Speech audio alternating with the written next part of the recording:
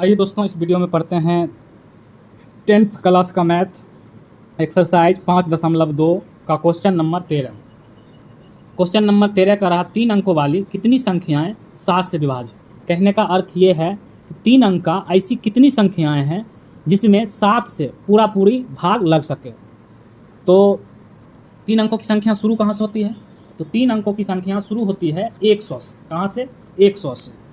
3 अंकों की संख्या शुरू होती है 100 से और ख़त्म होती है 999 पर जाके। क्योंकि इससे आगे बढ़ेंगे तो 1000 आएगा और 1000 में 4 अंक होता है, और 100 से पीछे आएंगे तो 99 आता है। 99 में मात्र 2 अंक हैं। तो इसके और इसके बीच में देखना है कि ऐसी कितनी संख्याएं हैं जिसमें 7 से पूरी भाग लगता है। तो 100 में हम भाग देंगे 7 से, पूरी नहीं कटेगा। 102 में भी देंगे तो नहीं कटेगा। 103 में भी नहीं लगेगा। 105 में 7 से भाग देते हैं। 7 इकायम 7 उतरेगा 3 5 7 पचे 35। तो आपका प्रथम पद 105 हो जाएगा। 105 में जो है 7 से भाग देने पर पूरी क्या हो जाता है? कट जाता है। तो प्रथम पद आपका 105 हो जाएगा। और अंतिम पद 999 में 7 से भाग देंगे, शेष बच जाता है, नहीं लगेगा। 998 में भी भाग देंगे, शेष बच जाएगा, पूरी भाग नहीं लगेगा। 97 में भी नहीं लगेगा। 996 में भी नहीं लगेगा। 995 में भी नहीं लगेगा। 994 में भाग देकर देखिए। 994 भागा 7, एक दा में 7, 9 में से 7 जाएगा, बचेगा 2, उतरेगा 9, 7 चौका 28, बचेगा 1, 31, उतरेगा 4, 7 दूना 14। यानी कि 994 लास्ट है जिसमें 7 से पूरी भाग क्या होता है? लग जाता है। 105 में 7 जोड़ेंगे कितना हो जाएगा? 112। दूसरी संख्या 112 है जिसमें 7 से भाग लग सकता है। तो आइए इस क्वेश्चन को हल करते हैं। Exercise 5.2 question number 13।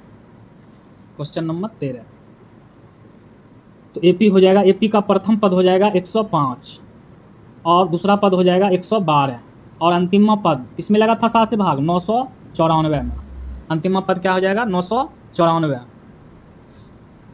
तो A1 का वैल्यू कितना दिया गया? 105 और A2 का वैल्यू 112। यहाँ से हमको दिखाना पड़ेगा कि D कितना है। तो D बराबर फार्मूला क्या होता है? तो D बराबर फार्मूला होता है A2 माइनस A1। A2 का वैल्यू कितना है? 112 और A1 का वैल्यू कितना है? 105। घटाएंगे तो कितना बचेगा? 112 में से 5 जाएगा, बचेगा 7। यानी कि D का वैल्यू कितना आ गया हमको? 7। अब क्या करना है? निकालना N का वैल्यू है, यानी कि कितने ऐसे पद हैं जिसमें 7 से पूरी भाग लग जाता है। तो हमको AN का भी वैल्यू दे दिया गया है कितना? 994। AN का वैल्यू कितना? 994। तो AN बराबर फार्मूला क्या होता है? फार्मूला होता है A plus N minus 1 into D बराबर AN। AN बराबर फार्मूला होता है A plus N minus 1 into D. तो A का वैल्यू कितना है? 105 प्लस N का वैल्यू पता नहीं तो N माइनस 1, D का वैल्यू कितना है? 7 बराबर अंतिम पद कितना है? 994। क्या हो जाएगा? N माइनस 1 इंटू 7 बराबर 994। बराबर की इस साइड प्लस में है, बराबर के उस साइड भेजेंगे किस में जाएगा? माइनस में। माइनस 105 क्या हो जाएगा? माइनस 105। N माइनस 1 इंटू 7 बराबर घटाएंगे, 14 में से 5 जाएगा, बचेगा 9, ये बचा 8 और 9 में से 1 जाएगा, बचेगा 8। N माइनस 1 7 इधर इंटू में है, बराबर के उस पार जाएगा किसमें? भाग में। कितना हो जाएगा? बटा 7। काटेंगे 7 इकायम 7, बचेगा 1, हो जाएगा 18, 7 दूना 14, बचेगा 4, हो जाएगा 49, 7 सते 49। तो N माइनस 1 बराबर 127।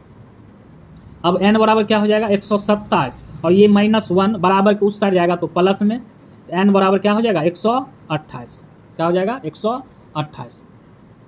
तो 100 से लेकर 999 के बीच 128 ऐसी संख्या है जिसमें 7 से पूरा भाग लग सकता है। तो हम लिखेंगे AP 100 से 999 के बीच 128 ऐसा पद है जिसमें 7 से पूरा भाग लग सकता है। दोस्तों, अगर वीडियो अच्छी लगी हो तो लाइक, सब्सक्राइब और कमेंट्स करें।